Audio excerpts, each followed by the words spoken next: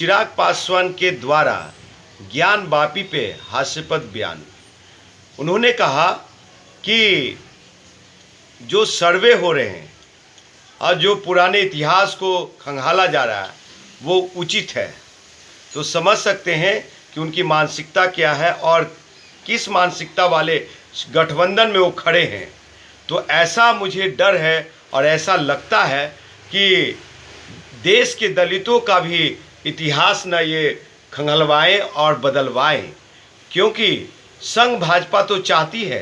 कि सभी लोगों का इतिहास बदल दिया जाए और इतिहास बदलने में लगे हुए हैं। बिहार का पासवान अनुसूचित जाति में आता है और उसका पुराना इतिहास अगर देखा जाए तो राजस्थान गहलौत से हम लोग हैं। तो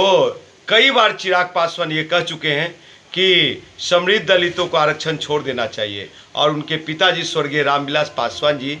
ब्राह्मणों को स्वर्णों को 10% आरक्षण, जिसका फ़ायदा आज EWS के रूप में स्वर्ण जाति के लोग, ऊंची जाति की ओर लोग ले रहे हैं। तो मैं इतना ज़रूर बताना चाहूँगा कि जो ये NDA वाले लोग इतिहास बदलने में लगे हुए उसी गठजोड़ के साथ खड़े हैं। और दूसरी पहलू पे मैं बात करूं तो राहुल गांधी जी की तरफ चलता हूं मैं।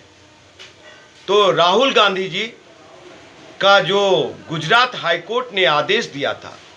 और जितनी जल्दी उन पे एक्शन हुआ, उनको 2 साल के लिए 2 साल की सज़ा सुनाई गई कि वो ताजीवन चुनावी मैदान में न रहें, तो वो साजिश आज देश के सम्मानीय उच्चतम न्यायालय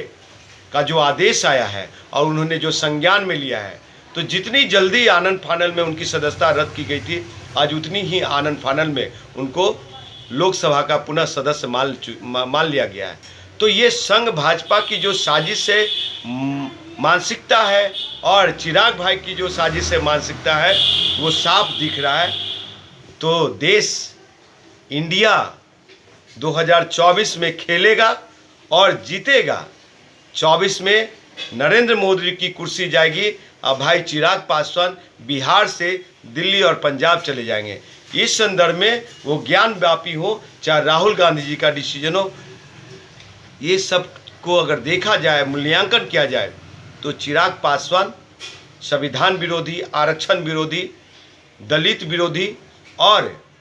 जो हम लोग चाहते हैं कि हिंदू मुस्लिम सिख ईसाई सभी आपस में भाई भाई सब लोग मिल कर के रहे, सभी लोग खुशहाल रहे, सबकी ज़िंदगी में खुशहाली मिले, रोजी रोज़गार मिले, सब लोग स्वस्थ रहें। लेकिन ये नहीं है, एक धर्रा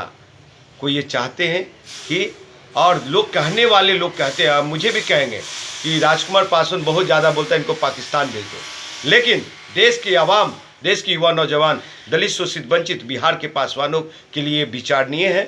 कि राहुल गांधी के संदर्भ में जो हुआ क्या सही हुआ, ज्ञान वापी के संदर्भ में जो हो रहे हैं क्या वो भी सही हो रहे हैं, और चिराग पासवान किसके साथ खड़े हैं